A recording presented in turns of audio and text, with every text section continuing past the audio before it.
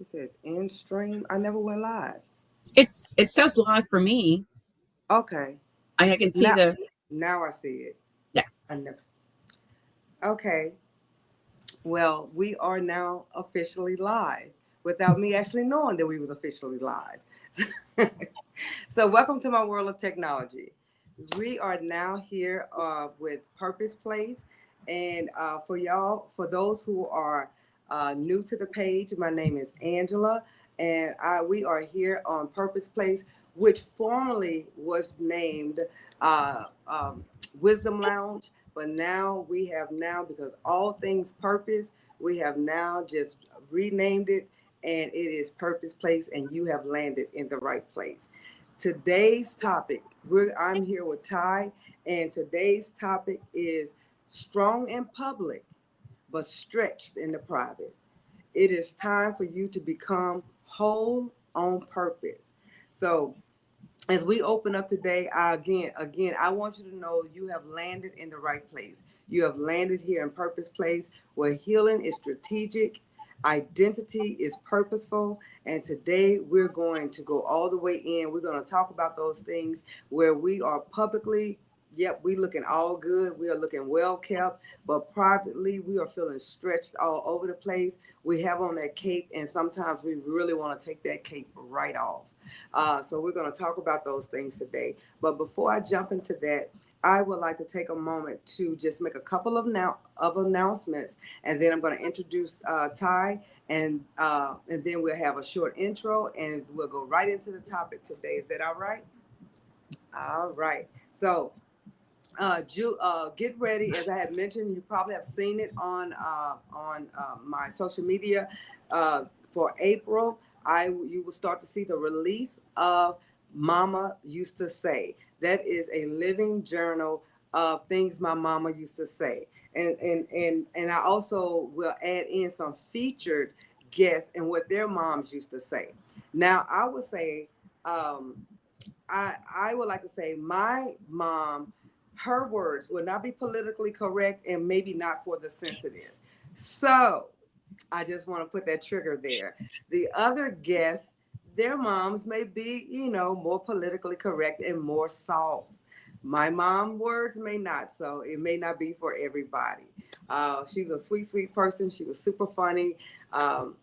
But yeah, so if you're super sensitive, this may not be for you. But I felt like God was leading me to write this, and to teach us all how to keep our legacies going, our parents' legacies going, our family legacies going, and to remember that their time is not our time, so we can't expect them to do things the way that we are doing it now, because what they did then got us to this point. So we have to always be able to show tribute to where we are, because it took what they did to get us here. And so Mama used to say that journal will be out, and it will be in honor of Mother's Day. And like I said, it's a living journal, and it will be something that I incorporate each year and incorporate guests each year. So, and also get ready for July right here in Houston. It's going to be Purpose Place first event, and that's where we're going to be honoring uh, uh, change makers. We're going to be honoring those who are making a difference in their community. Some are coming from out of state. Some we're going to honor that's right here in Houston, and some we're going to bring in from out of state. You're going to love each one that we're honoring. They have their own personality, their own niche to how they do what they do, but they are making a difference in their community, and it is super, super awesome to see. So get ready, get ready, get ready. The other thing is September. Get ready for September, where we are partnering with Black Women Do Heal, and we're going to be right here in Houston, and it's going to be the storytelling event. So if you have a healing story that you want to share with someone, this will be for you. If you're saying, I just don't know how to share my story, contact me. This is what we're going to teach you, how to share your story so that it's effective. That is your healing story. We don't change it. It's your healing story. But how do you relay that message effectively and let someone else know how your life has changed? And so we will be happy to walk with you on that journey. And last but not least, November, get ready. We will also have our end of the year event, and that's where we're honoring caregivers. So if you want to be a part of any of those things, be sure to reach out to me. So as we dive into our conversation today, again, the topic is being strong in public, but stretched in the private. We want you to become whole on purpose. God wants us to have the full man to minister to, the full man healed. And so that's what we're going to talk about today. And I have an awesome guest, and her name is Ty. And because I don't want to butcher her last name, I'll let her say her last name when she get ready to speak. How about that? But she has a beautiful spirit. And my guest today, she's a speaker, author, and the founder of Time with Ty, a community where women, couples, and families are invited to grow with intention. Again, we're talking about that intention today. They're growing with intention. She's the author of The Alphabet of You, a mother's reflection. There go those mothers again, honoring those mothers, and a contributing voice in the heart of mother and redefining success beyond the grind. That's powerful because we're always grinding, we're always hustling, we're always working. As a wife and mother of 6 children, God bless her heart, she doesn't she doesn't offer theory, she offers testimony. So let's welcome Ty to Purpose Place today. We just give her a round of applause for joining us today. And as we jump on in there, I just want to take a moment right after this break. We'll have a short intro, and then we'll come right on back and we'll let Ty jump right in with some questions. Doing it on purpose. Gotta know what you're worth. Gotta know what you're worth. Love the song, yeah, I survive. Walk with purpose in my life. Do it on purpose. You shall live and not die. All right, we are back. We are back. We are back. Well, thank you so much, Ty, for joining us again. And so, this segment, the first segment, is titled The Moment. So now we are here at this moment, and just like everything else, we wake up. You're not in the beginning of your story.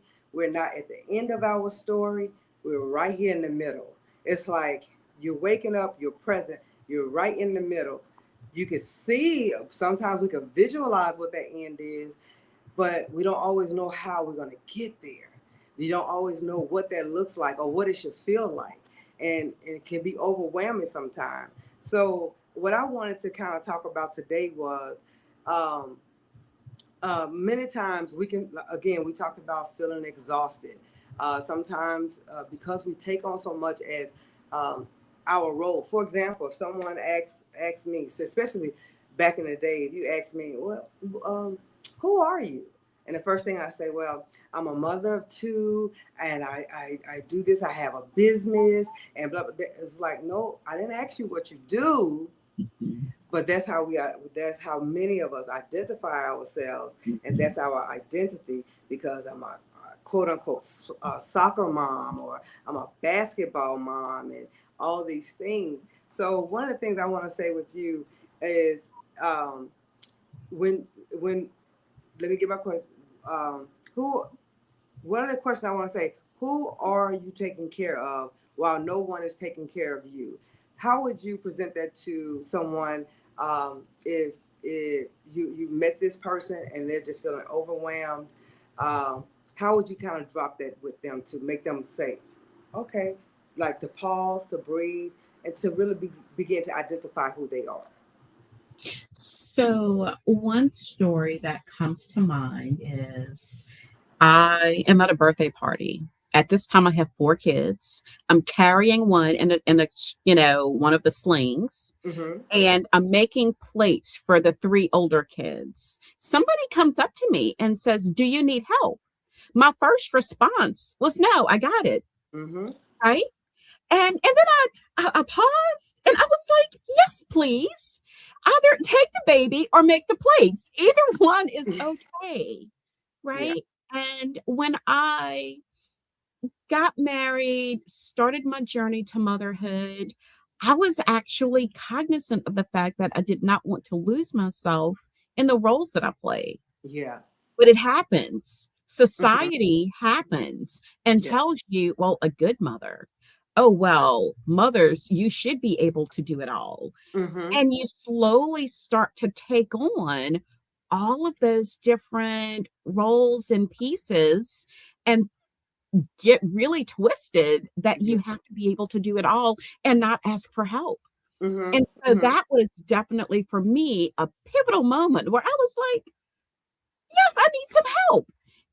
And then started asking for the help that I needed, Yes. right? And Yeah. so with that, it's actually with that child, when I had number 4, I was pregnant with number 4. And I remember putting out an all call. And I was like, okay, I feel really good about the 3 that I have. But with number 4, this was a couple of years after Katrina. We were Hmm. renovating a house and I was pregnant. And I said, I'm going to need help. I don't know what I'm going to need help with, but I'm just going to need some help. And I had a friend who came over 4 days a week for about 9 months to help.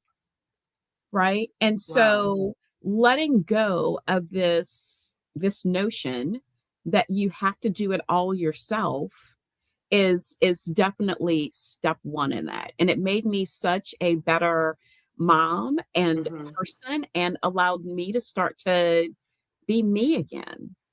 Yeah, that's awesome.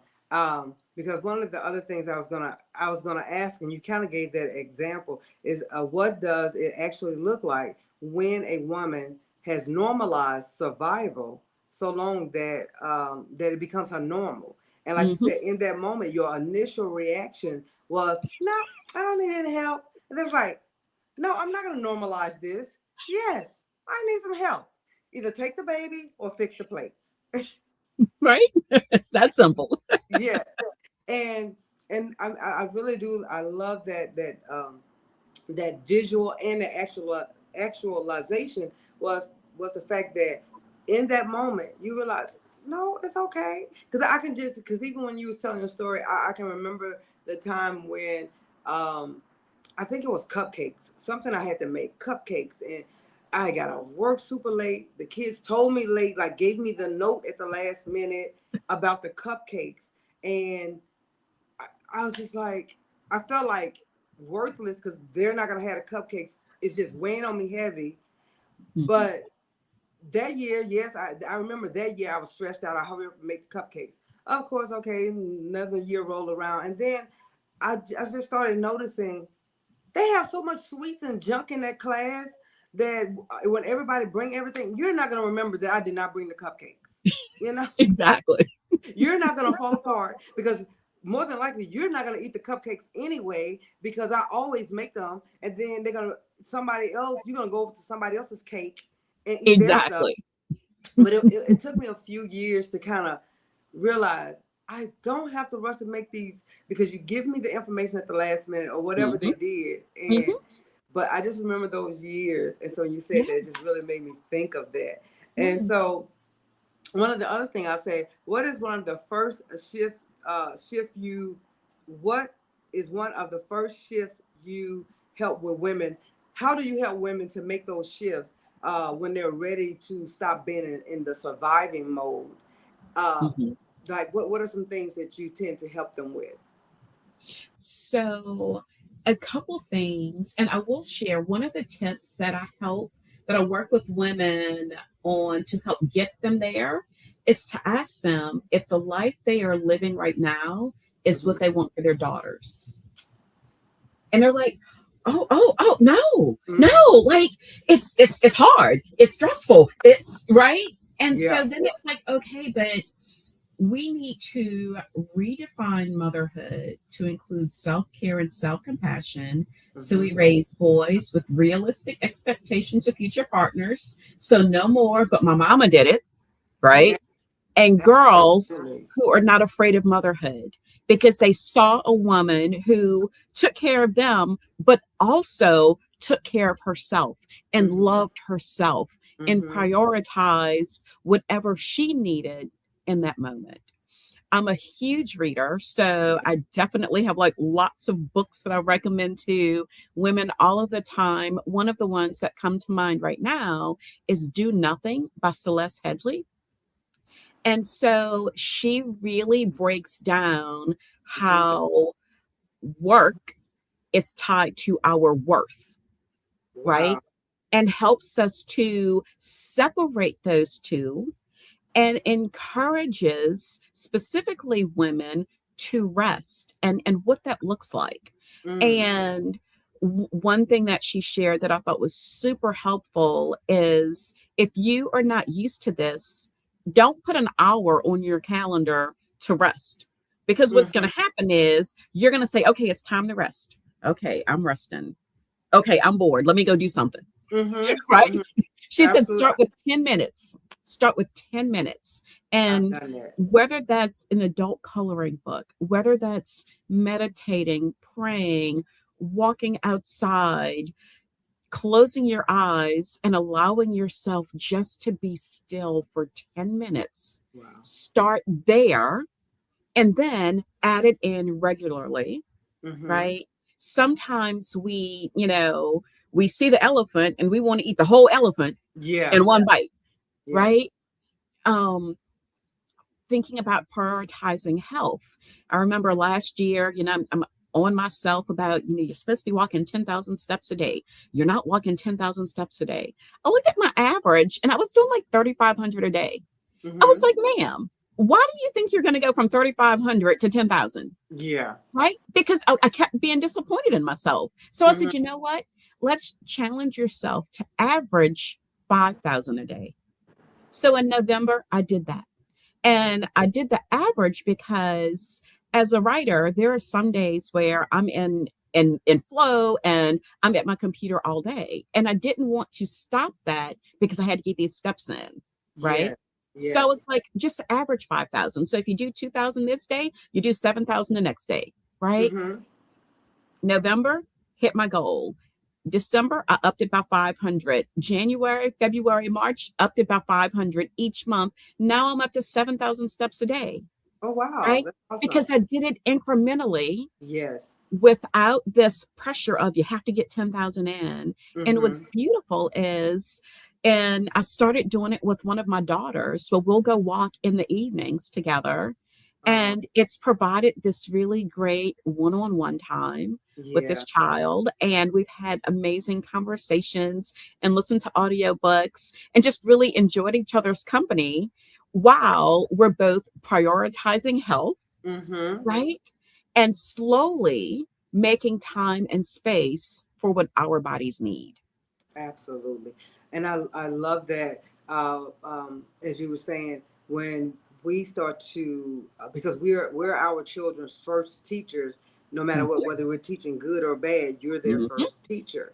And so when we start to incorporate self-care, our daughters begin to learn that, our sons begin to learn not to use that language. My mother did it. In fact, if we start to incorporate self-care, he will begin to say, my mother did it, because now he wants his wife to have self-care. mhm. It'll be a more of a positive of, my mom did it. Like, honey, I need you to take care of yourself because my mother did it. you And I know, noticed she was a better mom when she did Exactly. So that part. that's it. So it can turn into a more of a positive, rather than they're expecting you to put on a superwoman cape to do the impossible. And even now with some, I've noticed, whether it be male or female, that this generation, they are slow about having children, because even the sons have seen their moms do these Mhm, things that are just super incredible, and they're like, I don't want my wife doing that or my girlfriend doing that. So they mhm. like almost slowing down the family, or not having a family, because they've seen the heavy load, the burden. They Yeah, just much rather just get a dog instead or something, you right. know, because they're seeing what we were able to do, and what their grandparents were able to do, the what looks impossible now. And Mhm. so I really do love that you incorporated those tips that you gave, and how they can start to just do an increment of those things, because even for myself, I'm learning to live in my soft era. I'm learning. Yeah, I'm loving it.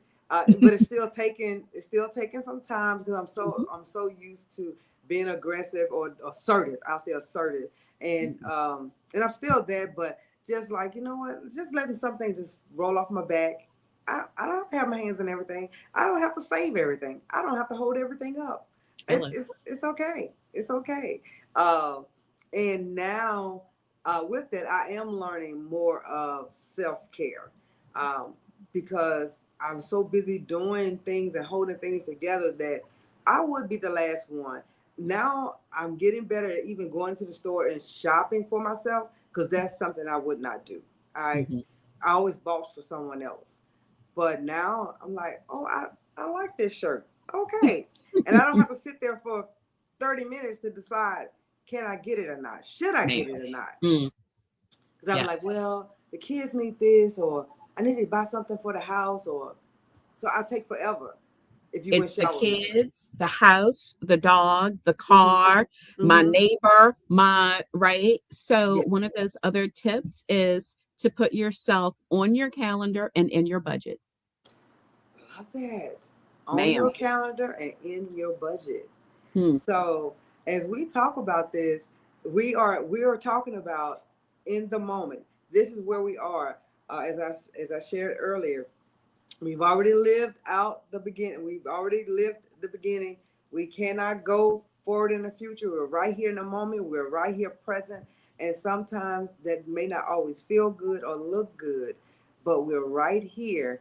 And how can we take off the cape? Just put away the Superwoman cape. Mhm. I can hear that song in my head. I'm not your Superwoman. Boy, did she sing? Was she not prophetic? Absolutely. That was a prophetic Absolutely. song. We just thought it was a cute song, and it was a good little love song, but it is so true even now. Mm-hmm. Um, that we're talking about the moment and how that looks and how we can look at these signs and not normalizing survival. We don't want to live in survival mode, because that's not where God placed us. So I want, as you're reviewing and looking back at this, whether you're watching it with us or you are looking back at this, I want you to put in the chat um, a I want you to put one word in the chat that says, I'm no longer going to try and carry everything. So whatever that one word might be to you, might be the word drop.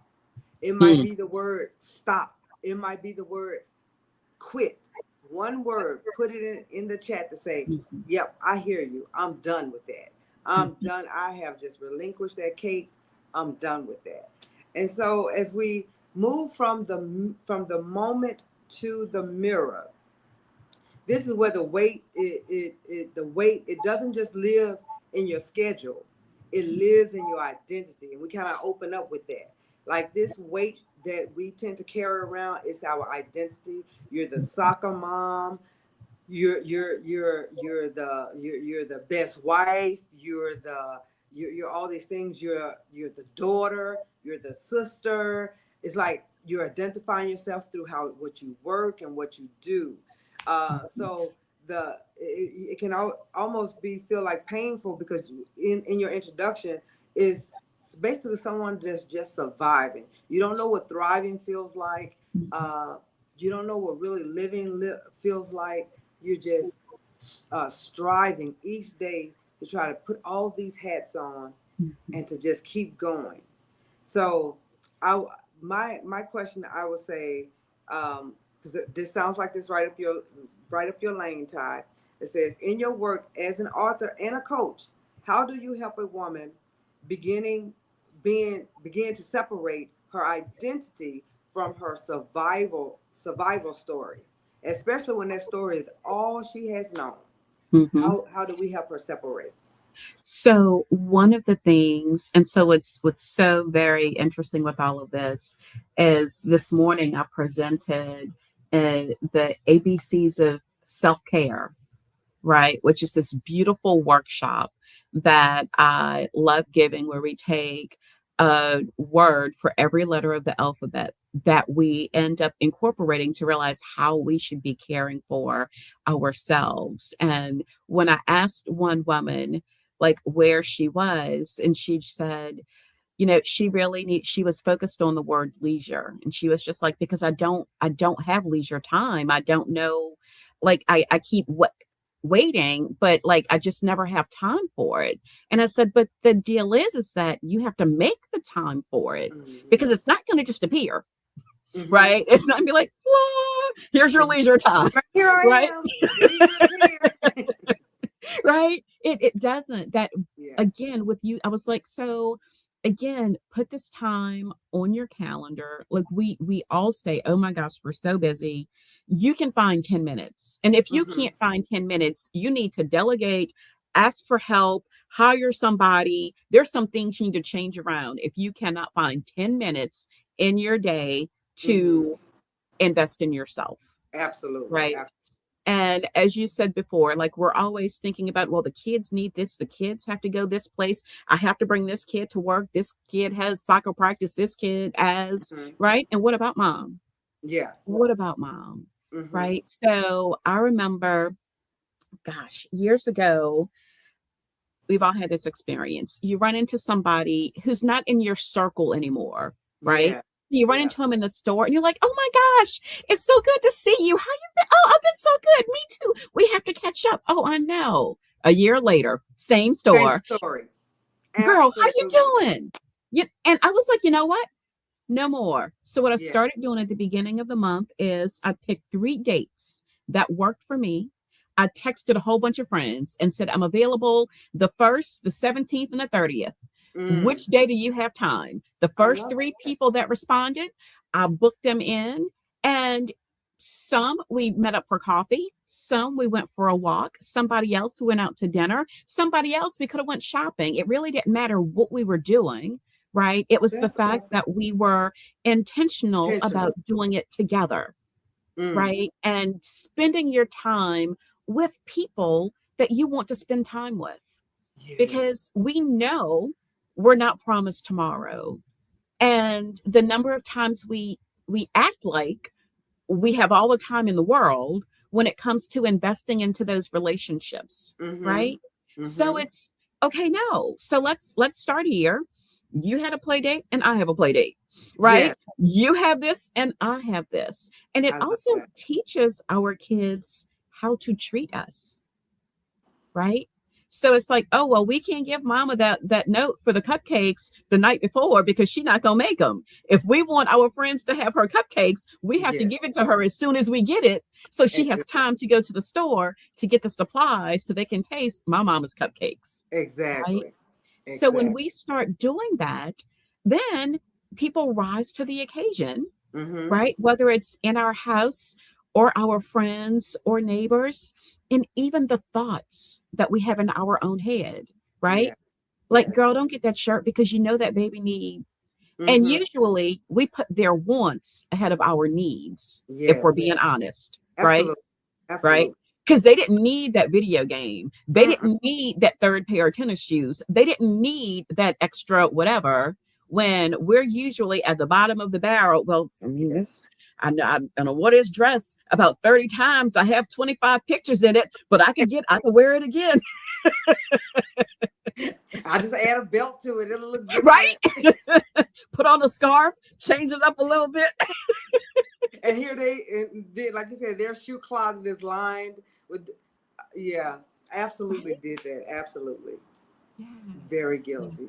Yes. Yes. Yes. And so it's again those little bitty steps that we can start to take. Mm-hmm. It's one of the things that I have to touch on when you talked about next month, that in the A Mother's Reflection, it has, I asked women for, like, if you would, you could, what would you do differently? My mom said, I wouldn't have been as strict. I said, wait, can you say that again? Because I don't know, I don't know that I really heard what you had said, right? And she was like, Yes. I wouldn't have been as strict. And when I tell you, Angela, that was so cathartic, because Mm-hmm. we think they did it all right, Mm-hmm. right? And we think that the things that they did that hurt us didn't Didn't matter to hurt. them, Yeah, that's true. right? Yeah. So to hear her say that and recognize that, and the thing is that we know that we all grow and evolve into the people that we are to become, but Yes. sometimes we hold our parents back to when Mm-hmm. we were kids, when we Yeah. were teenagers and going through our own stuff and Yeah. in our own right, Mm-hmm. and we lock them there and don't Yes. allow them to grow and Yes. realize that, wait a minute, they Mm-hmm. have grown as well. And now they are more mature and spiritual and developed and can recognize some issues that they did. Absolutely. Right. And so it was so beautiful to see that. And likewise, we need to do that with our kids. Yes. Right. And so Yes. even if it was that we poorly modeled something, oh, baby, I know that mama didn't used to go to bed before 10 o'clock, and I would stay up and clean the kitchen and pick up Mm. your toys and make sure that your bag was packed and your lunch was ready. But you know what? That wasn't good for mama. Yes. That wasn't good for my health and for my sanity. So, like, we're all going to bed at this time. And if Exactly. those things didn't get done, well, then you can just wake up a little bit earlier in the morning and help take care of some of those things so that Mm-hmm. we can get out of the house and move on with our day. Exactly. Right. So Yes. apologize and come up with a new plan. Absolutely. And I love that. I love how you say like your mom healed a part of you, a younger part of you through her apology, Yeah. and it just mended something. And I remember that as well with my mom. Her me and her just talking, not really even talking about our past like that, or holding her to anything, holding her feet to the fire about anything, but it was that vulnerable moment where she apologized about, and I was like, what are you talking about? Because I was seeing it completely different, because I just had her on this pedestal, but there was something that bothered her, and so she came back and she apologized, and I was like, wow. And full circle moment, I remember moving here in 2019, and me and my children, they were adults. I moved here to Houston, and I was like, hey guys, because everybody was living in different places, and I came up with the brilliant idea, and I was like, how about we all live together? And they was like, absolutely not, absolutely not. I was like, well, we're gonna be renting, everybody renting in different places. They're like, no, because you're gonna act like you're gonna be like mama. And I was like, no, we're gonna be like roommates. Like, I am not gonna be in your business. Everybody's adults. They was like, no, we don't believe you. So then, so then I did get. We ended up living together after it was like the pandemic. So they was like, Mm, yeah, let's go ahead and stay together and save money and everything like that. So, but during that moment of us living together, they were like pins and needles, like, okay, she gonna say that because we're adults and like they had their own, and I was like, I don't have anything to say. Like, mhm. I we all pay the same rent. I can't tell you what to do, but they was very respectful. I have to say that they were still very respectful, and but it also healed us because I started apologizing to them about some Yes. things, and they was like, "Ma, that wasn't that bad." I was like, "No, I really want to apologize to you guys. Things that I made a decision as a young parent. It was a lot of things that I did, but it was during that moment of us living together, I had that full circle moment as well. And to them, they was like, that wasn't nothing to us. I said, but it's something to me. And Mhm, I want that thing to break in our mhm, family. I mm. don't want rejection to go further in our family. Yep. I don't want uh, uh, uh, all these things, these cycles to continue on. So I have to apologize. I have to repent so that that thing will not be on my grandchildren, Mhm. and moving forward. So, Mm. and one of them was yelling because I used to yell as a parent. Yeah. And when my daughter got a dog, she was yelling at the dog. And I was like, oh my gosh, she's 10 times worse than what I was. Oh my God. I was like, if you're gonna have children, girl. So I was like, so that just made me go down this rabbit trail of everything we need to. I am so sorry I yelled at you guys. sorry. I said, because this dog is going to be crazy. And if this how you're going to be a mother, I'm going to have to live in a house with you. I got to save the children. So that was one of our moments. That was just the funniest Oh thing to my me. goodness. That was the funniest thing. But yeah, Yeah. I definitely get that. Like you say, just kind of having those moments and breaking those cycles and recognizing and Mhm. healing some of those fractured parts of who we Yes. are. And Yes. so that was a very beautiful moment that you shared about your mom. Yeah. Thank you. Absolutely. And as we and so one of the other things, because you mentioned your mother reflection story, Mhm.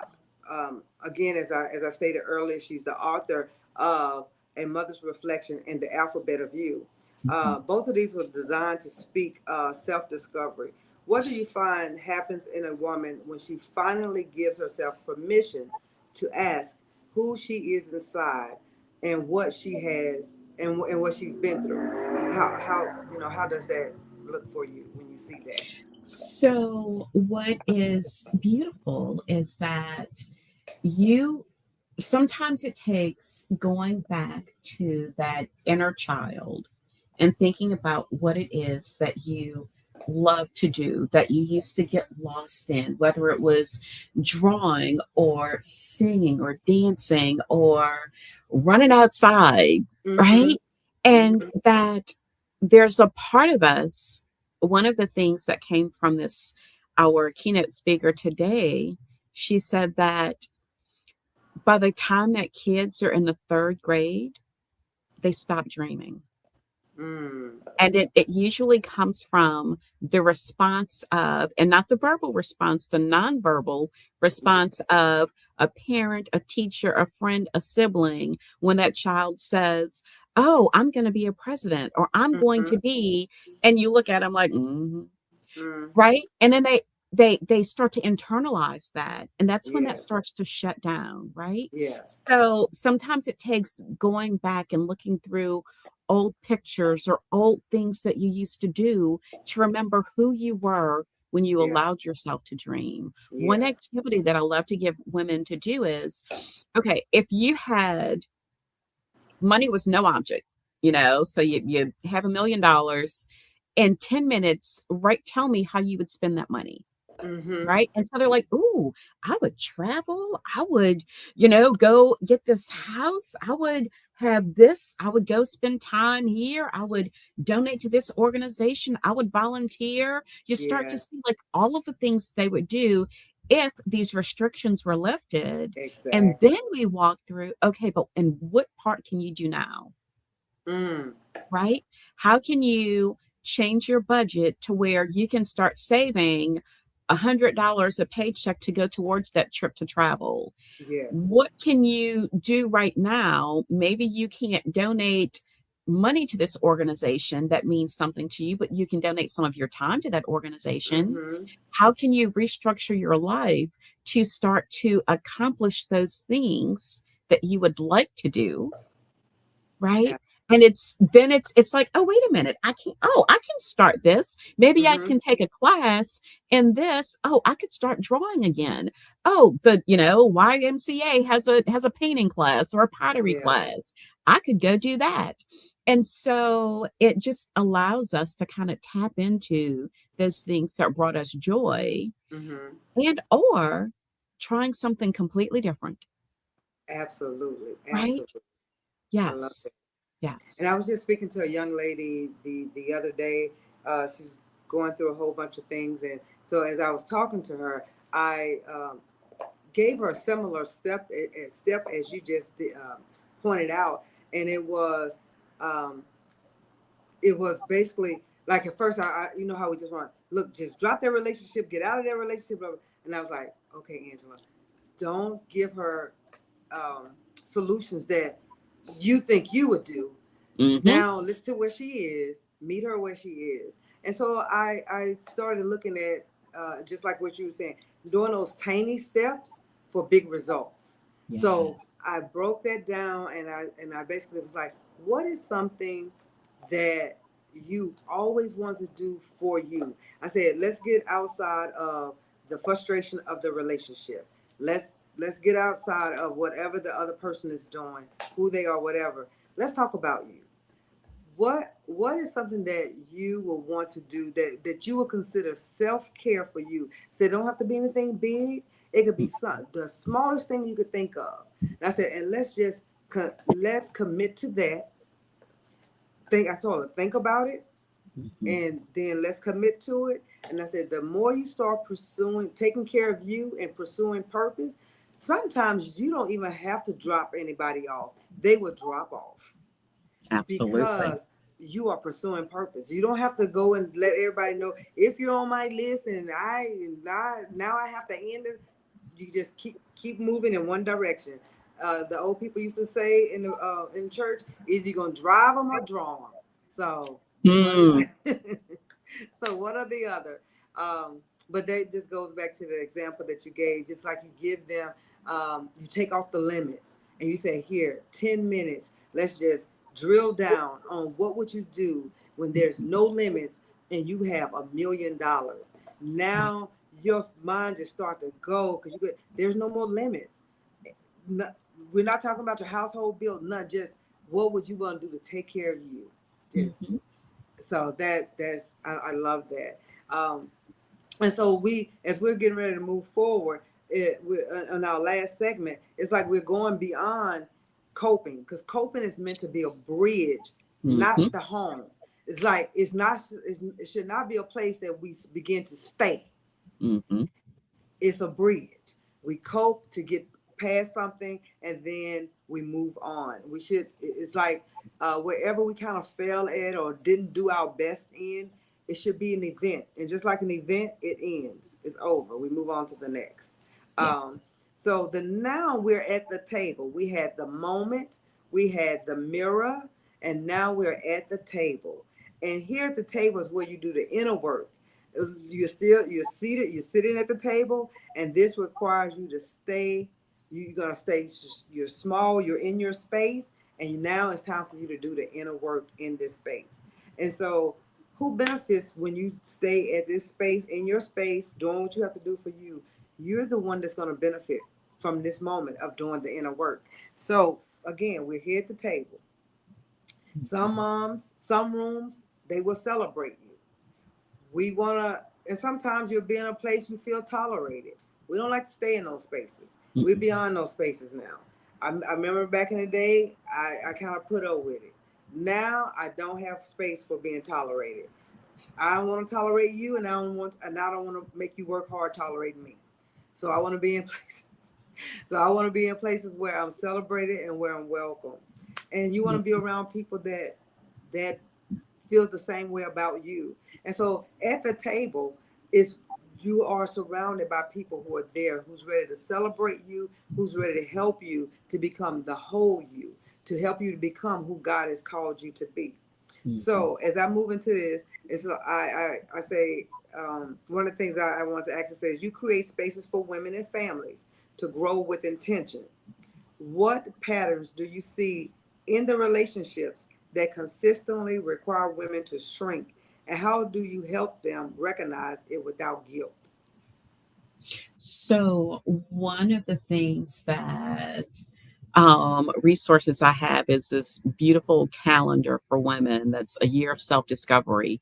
Mm. Each month has a guilt buster, Oh, wow. right? And we go through everything from, when you do not have the financial stress that a lot of people are living under, Mm-hmm. like the freedom that you feel to make choices for yourself differently. I mean, Yes. it's expansive, Mm-hmm. right? When you get rid of those negative reels that you are playing in your head, telling yourself every time you make a mistake, every time you Yeah. know, don't do something, every time you're faced with something new and you don't rise to the challenge, and whatever those negative words are that you're telling to yourself, when Mm-hmm. you get rid of those, right, then that not only helps you to step into your purpose, it allows those who are around you to see what that could look like, Yes. right? So it frees them up to be able to try something new as well. When you were talking about being at the table and being surrounded by people who support you, one of the analogies that I like to use is, and we hear this all the time, that you're not everybody's cup of tea, Yes. right? And I'm like, I feel like I'm a chamomile, right? And you don't have to love chamomile, but most people can drink chamomile. Yeah. I have a kid who, no, okay, now, there are some teas that, again, we all have our preferences, right? Mm-hmm. I'm like, I have a kid who's like an Earl Grey. You have Yeah. to like Earl Grey. That's Yeah. not, it's not like a chamomile or a green tea or like a mild, right? So Mm-hmm. teas with strong flavors, you have to like that flavor. I have a Or daughter like that. You got. right? And so acknowledging that and not taking it the wrong way, not Yeah. being offended when somebody's like, "Oh, I don't like chamomile." You're like, "Oh, that's girl, you don't have to like chamomile. I'm Mm-mm. not a fan of orange citrus either." Right? And so then I love you that. find your people who, Yes. right, like the teas that you like, and then Mm-hmm. y'all can go and help support each other to Absolutely. continue to grow and thrive. Now, Mm-hmm. one of the things that I do share, especially in, that I remember reminded of in my marital relationship, but this could be with, and this is actually with any relationship, is that we are not who we are, like we are still becoming, Yes. Yes. right? The best version of ourselves. Yes. And that growing, when iron is sharpening iron, it's Mm-hmm. painful and it don't feel good, right? Absolutely. And Absolutely. so we have to accept and acknowledge that too, that, okay, is somebody telling me this because they're helping me to grow? Or is somebody trying to derail me because they don't want to see me grow? Mm-hmm. So you have to be able to discern Yes. between those two comments to say, she is saying, "Oh, sis, let me help you adjust your crown." Mm-hmm. Right? You have, like, it's stuck in your hair. It's gonna hurt while I'm taking it out. Yeah. But right, let me help you. Or somebody's just knocking it off of your head. Exactly. Right? Love those 2 points. Those are because yes, we do want to be celebrated. We want those things, but there's also some growth and friction sometimes. There, like you say, iron sharpening iron. That does not feel good. Because sometimes we can get so uh, positive that it can become toxic positivity. Mm-hmm. And so I love that you brought that point out. Absolutely, because there is growth when there when a friend, because a friend that loves you is going to tell you some truth, and when you know that, hey, that person comes from a good place. Now I may not like what you said, and I may not accept it today, but I'll call you tomorrow and be like, girl, look, okay, I didn't got over it. I like, I wasn't trying to hit it right. I but you was right, but I Right? just was trying to hear it. And we Exactly. got But I needed to hear it.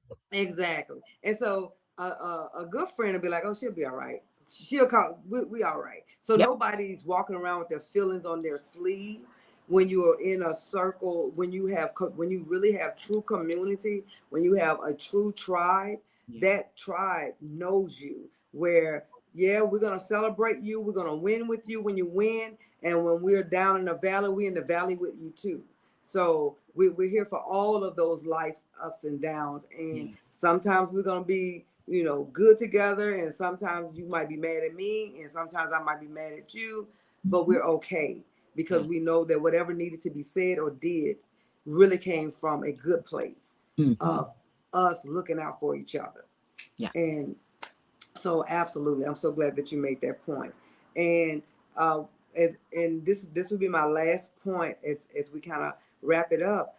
Um, I also would like for you to end with an encouraging word for someone who's finding this and they're saying this is exactly what I needed. Make sure also that you leave your contact information, and once I'll go back and post your any of your information. I'll go back and post it with the video as well so that they can find you. But yeah, here, because you said so many valuable points as we talked about the moment, the mirror, and now we're at the table, and making sure we are with our tribe. Because when you're with your tribe, you're able to go in those the highs and the lows with that person. Mhm. You're not ready to kick them out. You know that you're not being tolerated, but you're being loved. And same, you're not tolerating them, but you're loving them. And love is not always just fuzzy wuzzies. Whether it's a romantic relationship, a family relationship, a working relationship, if these are your people, if this is your people group, it's not going to be all fuzzies. It's Mhm. going to be some iron sharpening iron, and that's okay. Because, like you said, we're becoming. And so I'll leave that and let you close us out with a encouraging moment. So, some words as we again start to wrap up is that self care is not an escape, it's alignment. Now, I don't know about you, but I have driven in a car that was not that needed to be Yeah, aligned, right? And you start pulling to the side, yes, right? You start yes, pulling and you straighten up and you pull to the side. yes. And the same thing happens with us when we're Mm-hmm. out of alignment, right? Mm-hmm. We yell, we're short-tempered, Mm-hmm. we right blow things out of proportion. Every little, anthill becomes this huge pothole, Yes. right? And so when we start to invest, and we need to think about this as investing in ourselves to be in alignment, that's when we can get closer to becoming that best version of ourselves. Mm-hmm. So, self-care isn't something that you do when you're burned out. It's how you live so you don't get there, Wow. Love that. right? So Love that. imagine, right, when if we are again pouring into ourselves, we're not burning out. Because Mm-hmm. when you're full emotionally, financially, spiritually, mentally, physically, oh, the things we can do, Yes. Yes. right? Yes. Right? And so it's when we try and do those things on empty Mm-hmm. that we get out of alignment and that we start to have these issues. So, again, I do not like to define self-care by like what it's not. So that whole adage self-care is not selfish. I do not like that, right? I'm like, no, tell me what it is. And Yes. self-care is healing. It is essential. It is nourishing. It is compassion. It is love, Mm-hmm. right? We are called to love our neighbor as we love ourselves. How can we love our neighbor well if we don't love ourselves well? Absolutely. Right? I love that. I love that. And that's true because I've heard more of what is not, and you have really given a clear answer as to what it is. And one of the two things that stood out to me is alignment. And then I was like, okay, I'm gonna tell my daughter, you're out of alignment. Yes. Yeah, Yes. because I was out of alignment. I taught you, and so now, but I don't know how that's gonna work because she's in the military, and now they all they do is yell. So now, Hmm. but Hmm. yeah, I love that. Like you said, it's alignment, and it really does teaches our daughters, teaches our children how to take care of themselves and their family, because Hmm. when all of these things are in alignment, Hmm. you feel like you could take over the world. Like you don't feel depleted. It's like you do feel like you have $1 million, and you could, Yes. and there's no limits when all these things are aligned. So yeah, I love that. So let us know, let the audience know where they can find you, because as I've shared with you earlier, she's an author. Her books are amazing. I wish I had them when I was a young mother, but she was busy being a young mother herself. But the wisdom that you gain from this, I definitely I would definitely be telling some of my moms about these books as God is opening doors for us to be able to help young women who are now in the season that I'm no longer a part of, but Mhm. now I have some wisdom. but now I have resources right Yes, here. yes, yes. Yeah. So my website is timewithty.com. You can follow me on Instagram and Facebook at Time with Ty Nola. One of the things that I realized when I wrote A Mother's Reflection is that we're the mothers of adults far longer than we're the mothers of children, but we don't think about it that way, right? Society doesn't, right? It's like, oh, when they're in your house. But I was like, "Wait, like, I like these people that I brought into the world. Me I too. want to spend time with them. I know I'm Yes. guaranteed 18 birthdays, 18 Christmases." I was like, "But I want more." So how do I Mm-hmm. need to parent in order to make them want to come home? I Yes. don't want that obligatory, "I'm coming in town. Imma go visit mama for 30 minutes, and then we gonna go have fun." Right? I want, "Hey, ma, I'm coming in town. What you wanna do today?" Mm-hmm. Right?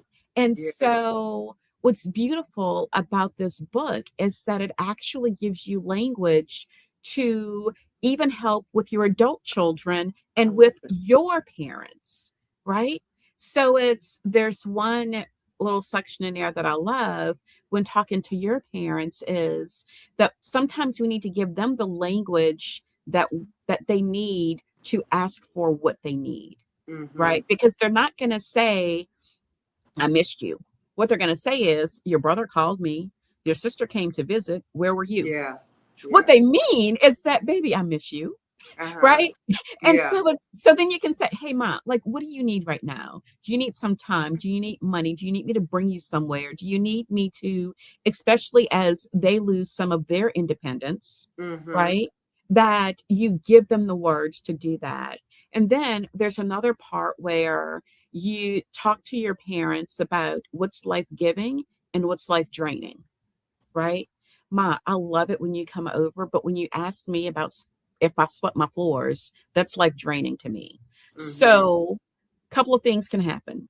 When you walk in, if you want to sweep, it's not going to bother me, right? Yeah. I If love you it. can't not comment on the floors, let's just not meet at my house, right? We're gonna meet at a Yeah. restaurant, we're gonna meet at the park so we can focus this time on each other and relationships and having good conversation and not me feeling guilty or bad because you made some comment that now I'm taking, the Mm-hmm. wrong way. I So, like that. That yeah. it's multi-generational. It's Yes. yes. Okay. Yes. Yes. Yes. Um, and then with the Redefining Success, that book launches Tuesday the 24th. And you can find that one on Amazon and on our websites. It's an amazing book that looks at, again, walking into that soft era. Okay. My chapter is on, once we acknowledge this for ourselves and we stop Mm-hmm. putting these unrealistic expectations on ourselves, sometimes what we do is push that to our kids Yes. because we want the best for them, because we want them to be competitive, because we want them to have these opportunities that we didn't Mm-hmm. have, right? And one of my guiding principles is I don't want them to have to unlearn the stuff I had to unlearn Yes. to be the Yes. parent I needed to be to them, Yes. right? Absolutely. Yes. Absolutely. Yes. Yeah, it was so much that we again that unlearning. So if we can help them not to even learn it, Right? amazing. Um, Right? yeah. Yes. I Yes. am really gonna reach out and get these books because one, the the one the alphabet for the mothers. I Yes. wish that would have been a good topic for me and my mom. She passed away 2021, but Yeah. that would have been awesome. But it's still, like you said, Right? never thought of it. Um, that we do have more time with our adult children than we actually have with Hmm. them growing up. Yeah. And I thank God, I didn't realize it then, but the relationship that we had as they were growing and I was growing, we are like best friends now. Um, I mean, I have to tell my daughter sometimes, girl, I am not your best friend. Please. Like she will plan stuff and put me out. You and your friends, please. But it brings joy to my heart that they Yes. want to be around me and they Yes. give me Now they know I'm not going to do what they do and all of that. So they will create their moments with me and then drop me off. Like they're like, okay, we're done now. It's like, Right. because they, Now we're gonna do our grown stuff. You exactly. Like, okay, we're done with you. But it is a joy when your children are planning their trips around you. They're planning their time around you. And it's not like, oh, like you said, give me just pop in just so they could check the box and say, okay, I went to go see mom. No, I Mhm. have to let my kids know I'm ready to go home. I'm done.